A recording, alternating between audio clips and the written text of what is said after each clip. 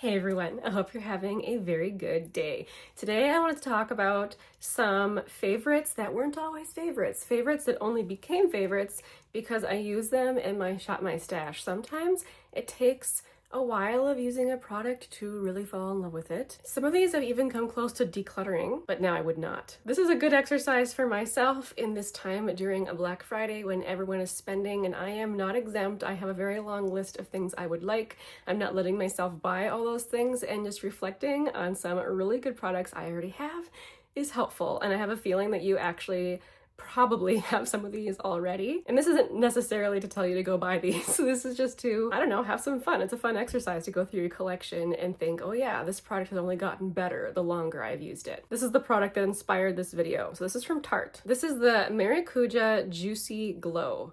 And first time I heard of this was Angeshka. She was raving about this, and I think she's the only person I've ever heard talk about these. So it is a cream highlighter, and it comes in several different shades. I have the shade Pearlescent Glow. So when you first open it, you think that it's going to be maybe a little bit sticky, like kind of like those Vaseline-y type of cream highlighters. But in actuality, while it is very smooth and creamy, it doesn't have that same sticky texture as a lot of cream or stick highlighters have. And what makes it so beautiful is how it's incredibly smooth. I am wearing it today. I think it's so pretty. There is no glitter. So if you're after a very, very smooth highlighter with no glitter, this is a really good one. The other thing that I have to mention, it is blurring. I know blurring products right now, they're very in, which I love because I think that's a great trend. But I think more than anything, a blurring highlighter, it's more unusual. I saw that this is on sale at Macy's right now for 50% off. And who knows, maybe it's on sale at Tarte too for their Black Friday sale. All I know is that I like it well enough that I'm contemplating picking up a second shade. And I'm just really, really hoping that Tarte does not discontinue it. It's only gonna get more popular, I think. Now, how about the blush that I'm wearing? So I actually did declutter this in my recent blush declutter video. This is from MAC. This is the shade Mocha. The only reason I decluttered it is because it is close in shade to another blush I have, another discontinued one from NARS. And my reasoning was, I don't need both. Yeah, well, I decided I wanted this one. I'm gonna keep it. So it's such an interesting, unique shade. It kind of falls into that slightly purpley territory that I enjoy so much. And you can see from that swatch, this is a very buildable blush. It starts off pretty sheer, although I have tried deeper shades that are very pigmented, so take that as you will. But it's nice to not have to be careful. You can get your brush in there and really go to town, and it's a fun blush to use for that reason, but it's also matte, so you don't have to worry about becoming glittery or just too much. And the shade, it's a very flattering shade for my complexion. I actually feel like I could add a little bit more. I've had this makeup on for a little while. Let's add a little bit more. I always think, today I'm gonna not put on as much blush. Nah. So it's a good choice, I feel like, for beginners, because it's not going to become too much. There's a gazillion shades. If you have a favorite shade, please let me know down in the comments. The eyeshadow I'm wearing, I don't think I've seen anyone talk about this palette besides myself. Lately, anyway. This is the Mini Naked 3. Pretty sure a lot of people who enjoy eyeshadow think that this is a very boring palette. Every time I use it, I'm happy. Again, it's those same types of almost purpley type shades, a little bit on the desaturated side for the mattes here, that just make it incredibly easy to use. And while the formula in here isn't top tier in any way, it's also incredibly just user-friendly. These two mattes especially are a bit on the more buildable side, so you're not gonna get hit with a whole bunch of pigment right away. It gives you plenty of space to just kind of fool around and, you know, figure out how much you want to use. Same with the shimmers. They're not super high impact metallic, but I have a feeling, like I just have them on my lids there, they're the type of shimmer that a lot of people would rather wear on a daily basis. And the color story, it's one that I crave. I do. Am I the only one that still loves this?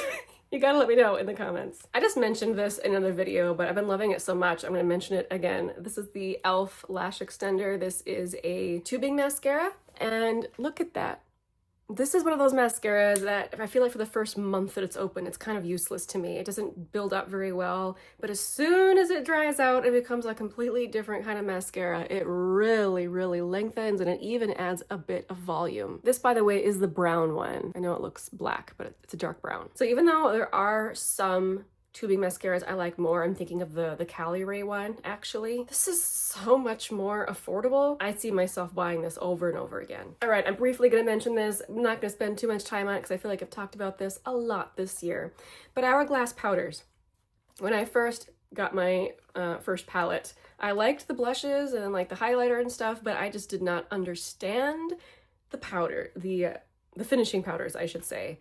I tried them. I was over here just like, I don't know, guys. I think it's fake hype. It doesn't do anything, but I just kept using them because I had it. And then one day, I happened to be going by a mirror and I had to stop and be like, whoa, whoa, whoa, whoa, because it looked like I had a filter on. People talk about how the powders just kind of melt the makeup together, and that's what it looked like. It looked perfected in like the slightest way, but it was noticeable to me. And so now when I don't use it, I can tell. But I will admit that for the first 2 or 3 months that I was using the Hourglass powders, I really didn't think it was much of anything. Here's a product that used to get mentioned all the time, and I don't really see it mentioned anymore. So this used to be made by Becca. Smashbox, however, purchased it. This is the Undereye Corrector. I have the shade Fair. So it is a pink under eye corrector. You can find, pink under eye correctors everywhere, but I love this one because it's so hydrating. Like if you struggle with a dry under eye or just kind of maybe crepey looking under eyes and you need something that's very hydrating, this is the one to get. I followed Emily Noel's, she went on like a journey trying to dupe this. She hasn't found one, and I think that lady's tried everything. So after watching her video, I'm like, that's okay, I'll just stick with the one I know is really good. It is really, really hydrating, and a little goes a long way. If you use this all over, it's gonna be a creasy mess. I just take a little bit, and I usually put it here, which is where I have a little bit more like purpley darkness, and I especially like to use it when I'm wearing cool toned eyeshadow. Anything that leans very gray or blue, I will almost always use this just to make sure that I'm not, highlighting any gray or blue that's under my eyes. And it works. It's one of those products, you put it on, it instantly brightens your under eye, but you're not gonna see it sitting on your skin as long as you don't use too much. When I first tried it, I tried to layer them. You know how sometimes some people will layer color correctors? That was too much for me. And this is so hydrating, I don't need to layer it with other things. But the more that I use it, the more I love it. All right, something I'm not wearing today, but this was the other product that was the inspiration for this video. This little blush from Colourpop, specifically this shade. So this is the matte blush in the shade Kiss and Tell. It really does not look like anything special. And for the longest time, I would rotate it into my Shop My Stash, I would use it and it was fine, but then I fell in love with it. It's a very, very good everyday shade for my complexion. And it's also not too pigmented, which I do appreciate. It's another one that's easy for beginners. It's nice to have makeup that you don't have to think about too hard as you apply it. It just goes on pretty and you can just move on with your life. This is really good. And I'm very happy that they keep bringing these shades back. They sell out, they come back. So if you're looking for this particular shade or this particular packaging, just check back at their website.